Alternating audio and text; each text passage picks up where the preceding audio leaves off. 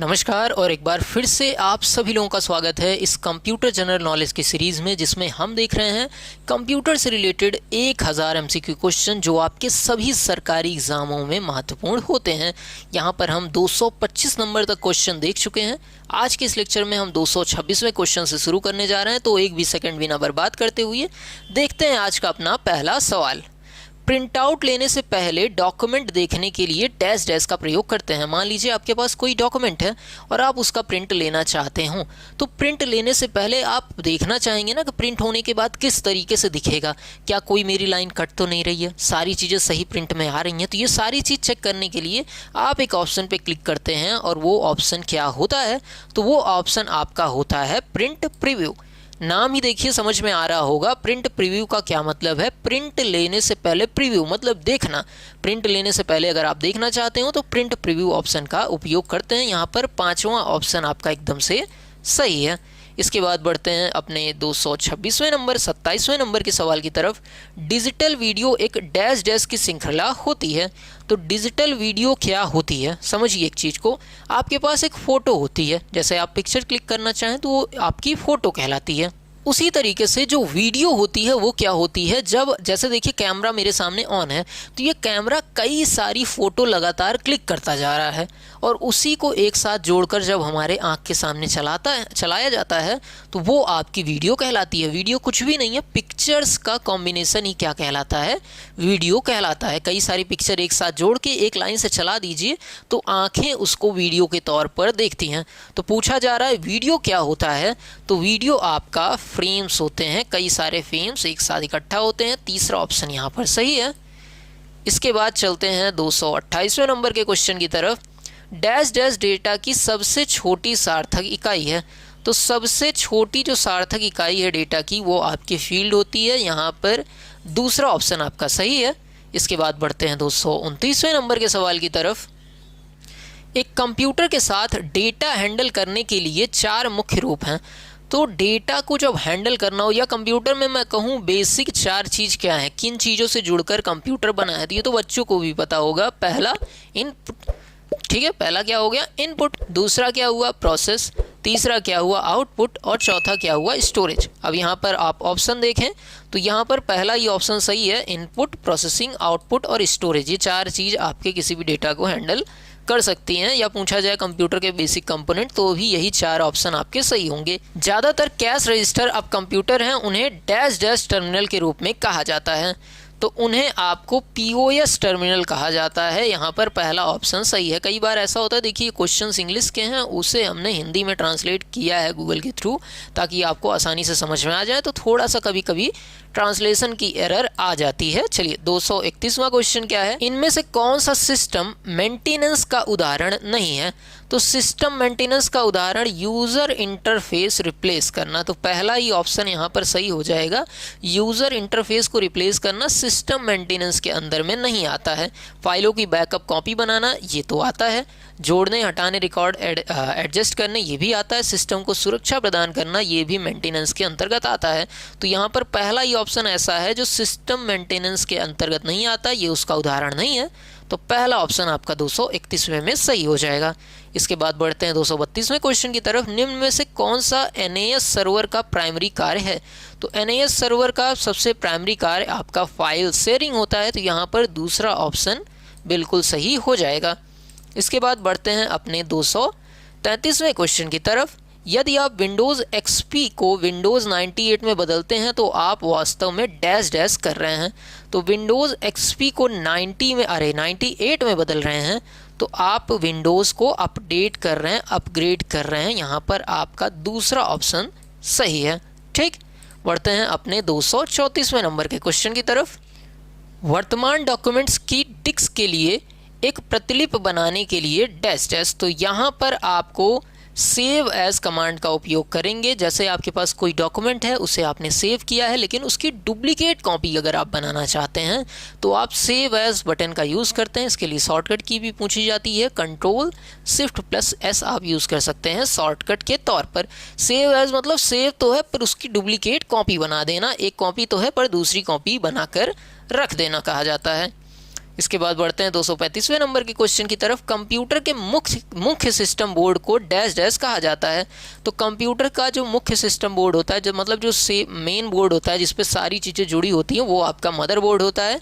यहाँ पर आप दूसरा ऑप्शन देखिए, ये आपका सही हो जाएगा। इसके बाद बढ़ते हैं अपने अगले सवाल की तरफ, जो कि आपका 236वां सवाल है। टेक्स्ट में आपकी स्थिति को डैश डैश के द्वारा दिखाया जाता है। तो टेक्स्ट में जो हमारी स्थिति है, मतलब कहाँ पर हम हैं, ये हमें पता चलता है ब्लिंकर, कर्सर। तो यहाँ पर कर्सर ही सही हो जाएगा, दूसरा ऑप्शन सही है आपका। इसके बाद बढ़ते हैं 237वें नंबर के क्वेश्चन की तरफ। कितने मेगाबाइट 1 गीगाबाइट बनाता है? तो कितने मेगाबाइट जोड़ दिए जाएं तो आपके 1 गीगाबाइट बनता है। तो कोई भी छोटी यूनिट जस्ट अपने ऊपर जाती है। तो पहले देखिए, जब बिट जुड़ते हैं 8 तो 1 बाइट बनता है। इसके बाद 1024 ही जुड़ेगा तो अगली यूनिट आएगी। सब में ये होता है, 1024 जोड़िए और अगली यूनिट लाइए। तो यहाँ पर पूछा जा रहा है कितने मेगाबाइट गीगाबाइट को लाते हैं, तो 1024 मेगाबाइट जोड़ेंगे तो 1 गीगाबाइट आपका आएगा। यहाँ पर पहला ऑप्शन सही है। गीगाबाइट भी 1024 जोड़ेंगे तो आगे की यूनिट आ ही जाएगी, ये याद रखिएगा। चलिए 238वां क्वेश्चन है। आउटपुट डिवाइस का प्रयोग डैश डैश में हो सकता है। तो आउटपुट डिवाइस का प्रयोग इनपुट डेटा नहीं, डेटा स्टोर नहीं, स्कैन डेटा नहीं, डेटा को देखने या मुद्रित करने। सही बात है, डेटा को देखने मतलब रिजल्ट को देखने के लिए ही तो आउटपुट डिवाइस का यूज़ होता है। यहाँ पर चौथा ऑप्शन आपका सही है। बढ़ते हैं 239वें क्वेश्चन की तरफ। कौन सी सामग्री नष्ट हो जाती है जब कंप्यूटर बंद होता है? तो कौन सी चीज़ बंद हो जाती है, नष्ट हो जाती है? स्टोरेज नहीं, इनपुट नहीं, आउटपुट नहीं, मेमोरी। हाँ, कंप्यूटर बंद होता है तो मेमोरी, अगर खास मैं कहूँ तो जो आपकी वोलाटाइल मेमोरी है वो कंप्यूटर बंद होने के साथ ख़त्म हो जाती है। इसके बाद अगले सवाल की तरफ चलते हैं। 240वां सवाल है। कंप्यूटर बंद होने पर भी डेटा बरकरार रहता है जब आप इसको इसमें सेव कर देते हैं। तो कंप्यूटर बंद हो जाता है तब भी किस जगह पर सेव डेटा बरकरार रहता है? रैम पे नहीं, रैम तो ख़त्म ही हो जाती है, पूरी वोलाटाइल होती है। मदरबोर्ड नहीं।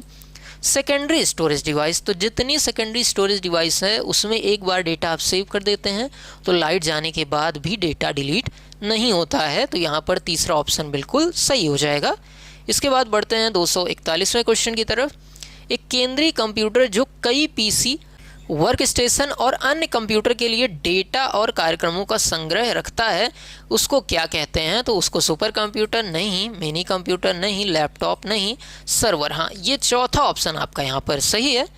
इसके बाद बढ़ते हैं अपने अगले सवाल की तरफ, जो कि 242वां सवाल है। हार्डवेयर का एक भाग जो आपके कंप्यूटर को डिजिटल सिग्नल को एनालॉग सिग्नल में परिवर्तित करता है, जो टेलीफोन लाइनों पर संचारण कर सकते हैं, डैश डैश कहलाता है। तो ये आपका जो डिजिटल सिग्नल को एनालॉग सिग्नल में बदलने का काम करता है, ये डिवाइस आपकी कहलाती है मॉडेम। यहाँ पर ऑप्शन देखें तो चौथा ऑप्शन यहाँ पर सही है। समझ रहे हैं? ये पहले यूज़ भी किया जाता था, अब भी कई जगहों पर यूज़ किया जा रहा है। जब पॉइंटर डैश डैश पर स्थित किया जाता है तो यह एक हाथ के जैसा आकार का हो जाता है। तो किस जगह पर जाने पे ये जो आपका माउस का पॉइंटर है ये आपके हाथ के आकार का हो जाता है? तो जहाँ कहीं भी हाइपर लिंक होगी उस पर जैसे ही आप अपना माउस ले जाएंगे वो हाथ के आकार का हो जाता है। हाथ के आकार का दिखना तुरंत आप समझ लीजिए कि नीचे उसके हाइपर लिंक आ चुकी है। अगर ऑप्शन में देखें तो यहाँ पर 5वां ऑप्शन आपको दिख भी रहा होगा, सही भी है। चलिए अगला सवाल हमारा क्या है, देखते हैं। 244वां सवाल। मोबाइल कॉमर्स का सबसे अच्छे रूप में वर्णन है। तो मोबाइल कॉमर्स का सबसे अच्छे रूप में यहाँ पर देखें तो वायरलेस उपकरण, यहाँ पर देखिए तीसरा ऑप्शन आपका सही है। वायरलेस उपकरणों के माध्यम से माल या सेवाओं को खरीदने व बेचने को, यहाँ पर तीसरा ऑप्शन आपका एकदम से सही है। और उसके बाद 245वां सवाल देखते हैं। निम्न में से कौन सा एक स्टोरेज डिवाइस है जो डेटा सूचना को स्टोर करने के लिए अस्थायी रूप से स्थापित चुंबकीय डिस्क का उपयोग करता है? तो चुंबकीय ये जो डिस्क यूज़ होती है वो आपकी हार्ड डिस्क होती है। यहाँ पर आपका दूसरा ऑप्शन सही है। किसी ने हार्ड डिस्क को पूरा पढ़ा होगा तो उसमें आपको ये चीज़ समझाई जाती है। इसके बाद 246वां क्वेश्चन है। देखिए जो समझाने की चीज़ है वो हम समझाते हैं, लेकिन जो चीज़ याद ही करनी है उसमें क्या समझाएं। निम्न में से स्टोरेज मीडिया के रूप में सीडी रोम के क्या लाभ हैं? तो सीडी रोम का क्या लाभ होता है? यहाँ पर देखें, अगर पहला ऑप्शन सीडी रोम के डेटा और जानकारी की बड़ी राशि जमा करने के लिए एक सस्ता तरीका नहीं, सीडी रोम डिस्क चुंबकीय डिस्क नहीं, सीडी रोम चुंबकीय मीडिया की तुलना में एरर को कम करता है। तीसरा ऑप्शन एकदम से सही है। और अगर आप यहाँ तक पहुँचे हैं तो मतलब ये लेक्चर आपके काम का ही है। अगर लेक्चर काम का है, हम अच्छी चीज़ आपके लिए ला रहे हैं तो इसे अप्रिसिएट कर सकते हैं। सर कैसे अप्रिसिएट करेंगे? कोई कोर्स नहीं बेच रहा हूँ मैं, एक लाइक कर दीजिए, सब्सक्राइब कर दीजिए, इतने में हमें अप्रिसिएशन मिल जाएगा और हम और एनर्जी के साथ आपके लिए ऐसे ही कंटेंट लाते रहेंगे। डिवाइस जो सीपीयू से नहीं जुड़ी है डैश डैश के रूप में कहा जाता है। तो डिवाइस जो आपकी सीपीयू से नहीं जुड़ी है उसको क्या कहा जाता है? तो यहाँ पर अगर ऑप्शन देखें तो ऑफलाइन डिवाइस उसे कही जाती है। जो सीपीयू से नहीं जुड़ी है वो ऑफलाइन ही हो जाती है। इसके बाद देखिए अपना अगला है हमारा 248वां क्वेश्चन। एक कंप्यूटर प्रोग्राम एक ही टाइम में पूरे प्रोग्राम को मशीन भाषा में बदल देता है, तो कौन सा एक ऐसा ट्रांसलेटर है जो एक बार में सारे प्रोग्राम को जो है बाइनरी लैंग्वेज या मशीन भाषा में बदल देता है? तो वो आपका होता है कंपाइलर।